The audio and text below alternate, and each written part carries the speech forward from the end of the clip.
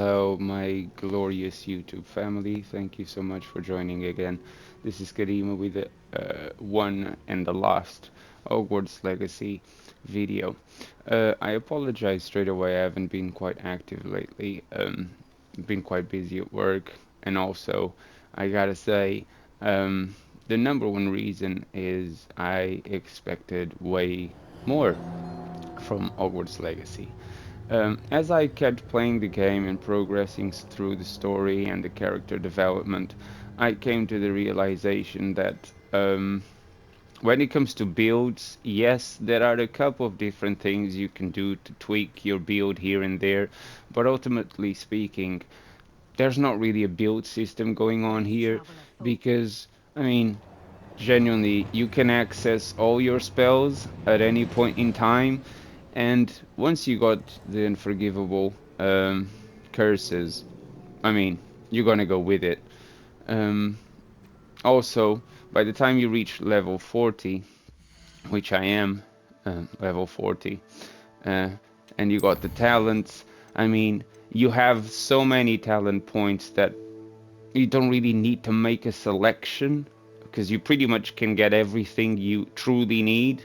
Like you can get all 16 um, of the talents on the core. You can get all the 10 points on the dark arts, and then when it comes to the spells, you can use pretty much everything you want in the spells, um, except the ones you don't truly use. Um, so you don't really have to sacrifice much. Um, but if you think about it, I've got 3 points in stealth, which I could live without. I could put them on the spells, so that would give me 10 out of 10 in spells, 10 out of 10 in the dark cards, and 16 out of 16 on the core. And you could live and have a very easy time with no points on stealth and no points on the room of requirement. And you would still be overpowered by the time you reach the end game.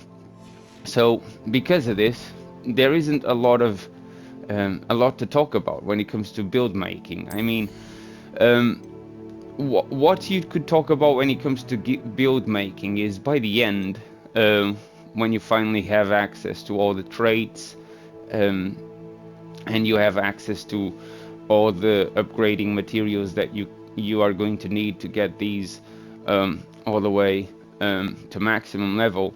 I mean, this is what I've been using just to get you guys a bit of an idea of how overpowered you can become by the end game.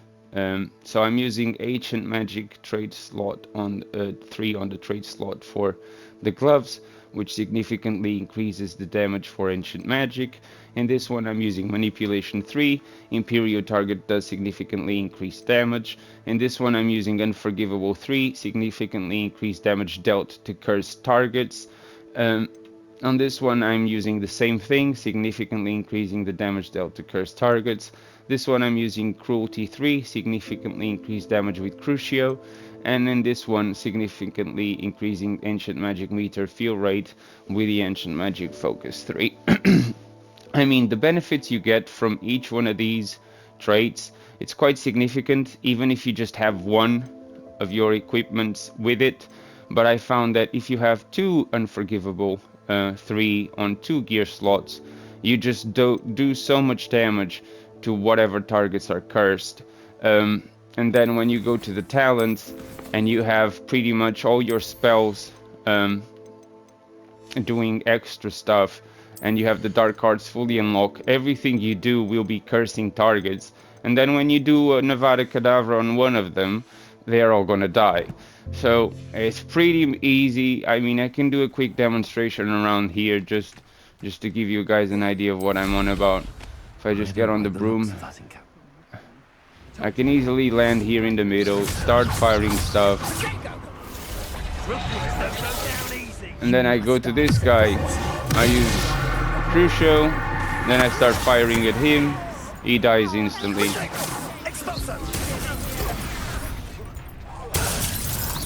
I mean, it's so easy. It becomes quite an easy chore. See, I can easily clean a camp without having to think much about it. Someone messing about. So yeah, you become very overpowered quite easily. So I do Crucio on that one. Throw them one spell and he's dead. Avada Kedavra, of course he dies instantly. I do Imperio on that one. Then I can just do an ancient magic on him, turn him into a chicken. Yeah, that's all good. But you see, it's just so easy by the time you reach end game. Check this one out. Check how much damage the Crucio is doing to him. He's already dead. I can just boom and he's gone. So yeah, the game becomes significantly easier by the time you reach the end game. Even the final boss, I mean, I had no problems finishing him off. See, it's just ridiculous. No one to share in my victory. So yeah, I mean, instead of focusing on talking about builds and stuff, which is what I normally do on the channel, I would rather talk about something else when it comes to Hogwarts Legacy, as this is going to be my final video on Hogwarts Legacy. Again, I apologize, I haven't made many videos, but as I explained earlier, I found out there wasn't a lot to talk about as I progressed through the game. I'm playing on hard, and still on hard. I found the game very easy. I had no problems progressing through the story and side quests and collecting everything as I was moving forward. But one thing I would rather talk about for this final video is the disappointment. And when I say the disappointment is I expected way more from Hogwarts Legacy. Now, who is to blame around here? Probably myself, because the hype was so big and the expectations were so high. Once you start playing the game and you realize there's a lot of stuff missing, such as Quidditch. How is Quidditch not a thing? It should be in the game. I mean, it's an awesome. It would have been an awesome secondary thing to have in the game. It would have given us extra gaming time as well. Another thing I want to talk about is how easy it is to play the game and use the unforgivable curses, because let's be honest, there are no consequences of using the unforgivable curses. Initially I thought, okay, there isn't a morality system, but maybe if I use them in front of the teachers or in front of this other students, I will get in trouble. But it wasn't the case at all. I mean, you do not get penalized for having these. So the question remains, why choosing not to? Why is there an option of not getting them? There is no reason not to. You don't get penalized. You don't start changing into Lord Voldemort all of a sudden, or becoming a dark wizard. No, so why not? I mean, there's absolutely no reason. When it comes to the potions, yes, I gotta be honest, I barely use them. And the reason why I barely used them was because my build was also always so on point with what I wanted to do and how I wanted to play the game, using the unforgivable curses and having the right traits and the right pieces of armor. And even as I progressed and I got a new piece of armor, I would just quickly change the trait that it came with to the traits that I'm already using. So yeah, I mean, again, it comes to the problem that unless you have to make choices and sacrifice this to get that, the game is not really balanced. There is not really a balance system or a build system that would make these a thing for build making. No, you can just have access to everything, and as you move along and you become more powerful, you don't have to make choices. You just use what you want, whatever fancies your playstyle. I like to curse everything and heal everything as I go, which most of players are doing, I guess. I haven't watched any videos. So yeah, I just wanted to point out a few things that kind of led to a bit of disappointment. The story, yes, it was interesting, I'm not gonna deny, but I expected more. Again, it's because of the hype. I expected better. I expected something a bit more interesting, something a bit more challenging. The side quests, they were always very easy to complete. Uh, Even the racing, the broom racing, and the time trials, if you wanted to call it that, very easy. Not a problem at all.